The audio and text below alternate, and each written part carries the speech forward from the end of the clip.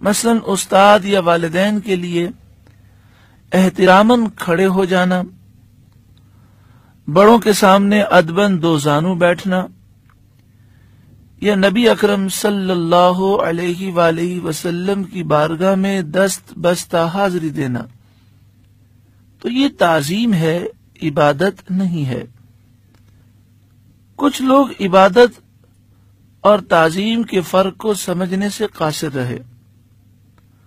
اور انہوں نے تعظیم کو بھی عبادت کا نام دے دیا، اور اسی غلط نظریے کی بنیاد پر مسلمانوں کو مشرک یعنی کافر قرار دیا۔ العیاذ باللہ، اللہ تعالی ہدایت نصیب فرمائے۔ حضور صلی اللہ علیہ وآلہ وسلم کی امت کو سجدہ تعظیمی سے منع کر دیا گیا۔ سجدے کی دو قسمیں ہوتی ہیں، ایک تو وہ سجدہ ہے کہ جو کسی کو خدا، الہ یا معبود سمجھ کر عبادت کی نیت سے کیا جاتا ہے، اسے سجدہ عبادت کہتے ہیں۔ یہ پچھلی امت میں بھی اور امت محمدیہ میں بھی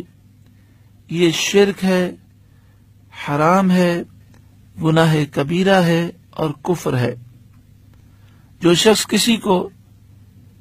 عبادت کی نیت سے سجدہ کرے گا وہ کافر ہو جائے گا، مشرک ہو جائے گا۔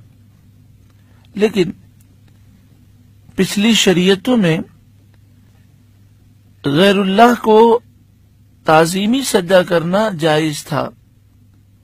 لیکن نبی اکرم صلی اللہ علیہ وآلہ وسلم کی شریعت میں منع کر دیا گیا۔ جیسا کہ قرآن مجید فرقان حمید سورہ یوسف میں اس بات کا بیان ہے کہ حضرت یوسف علیہ السلام کو آپ کے بھائیوں نے اور آپ کے والد نے اور آپ کی خالہ نے سجدہ کیا۔ اسی طرح سورہ بقرہ میں پہلے پارے میں اس بات کا ذکر ہے اور کئی مقام پر اس بات کا ذکر ہے کہ فرشتوں نے آدم علیہ السلام کو سجدہ کیا، تو وہ سجدہ تعظیمی تھا، پچھلی شریعتوں میں جائز تھا، لیکن سرکار تو عالم صلی اللہ علیہ وآلہ وسلم نے اس سے منع فرمایا۔ بخاری شریف کتاب الجنائز میں ہے،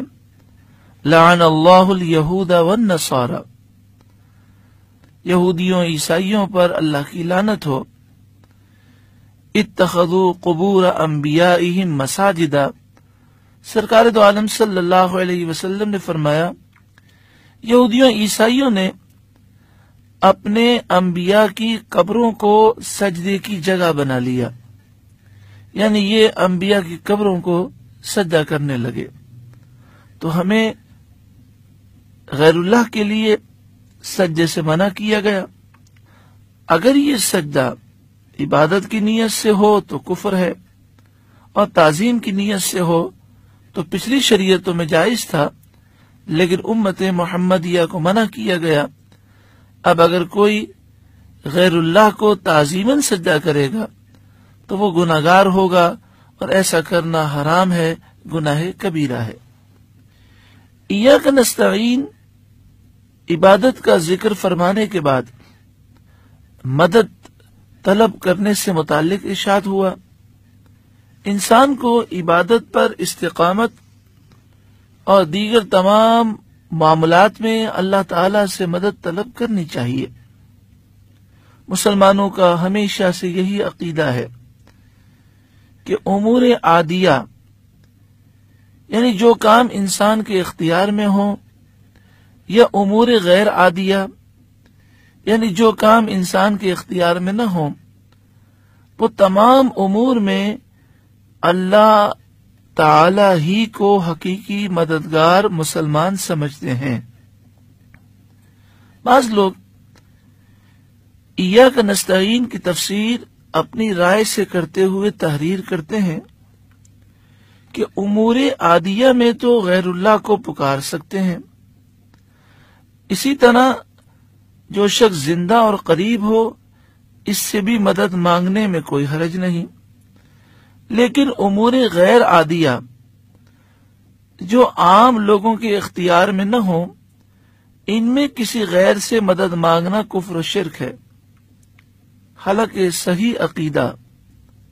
اور اس آیت کی تفسیر یہی ہے کہ شرک کا تعلق زندہ، وفات شدہ، قریب اور دور سے نہیں،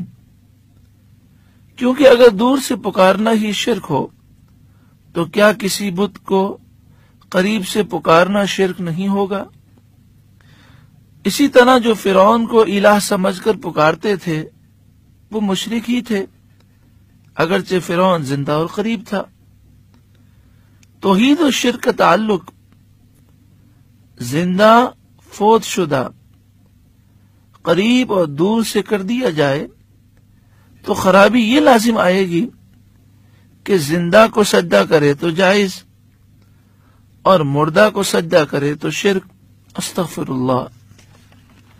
اسی طرح زندہ کے نام پر جانور ذبح کرے تو جائز اور مردہ کے نام پر ذبح کرے تو شرک، نعوذ باللہ من ذالک۔ نیز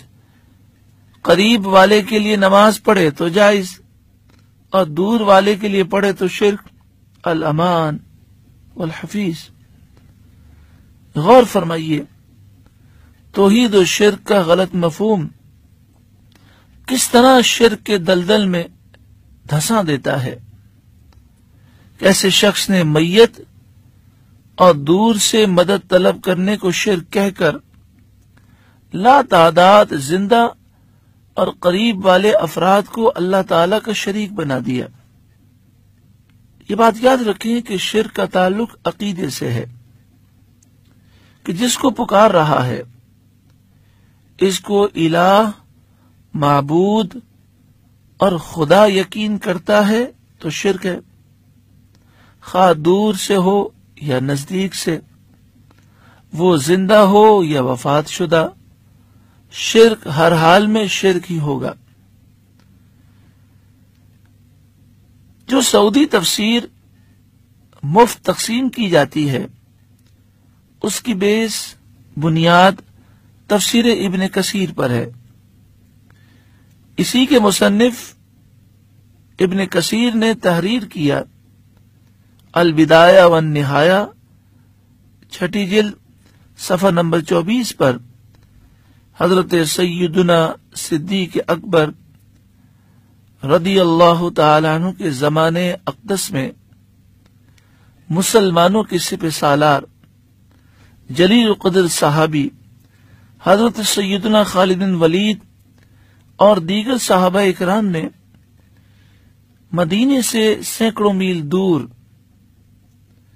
مسیلمہ کذاب سے جنگ یمامہ لڑی، اور اس موقع پر حضرت صدیق اکبر رضی اللہ تعالی عنہ کا جو یہ لشکر تھا جس میں حضرت خالد بن ولید بھی تھے اور دیگر صحابہ بھی تھے، تو اس موقع پر مدینہ منورہ سے سینکڑوں میل دور ہونے کے باوجود اور حضور کے وصال ظاہری کے بعد صحابہ کرام علیہم رضوان نے نبی اکرم صلی اللہ علیہ وآلہ وسلم کو براہ راست مدد کے لیے پکارا اور یا محمد کا نعرہ لگایا۔ صحابہ کرام نے حضور صلی اللہ علیہ وآلہ وسلم کے وصال کے بعد دور سے مدد کے لیے جو آپ صلی اللہ علیہ وسلم کو پکارا، یقیناً ان کے عمل کو غلط نہیں کہا جائے گا، کیونکہ انہوں نے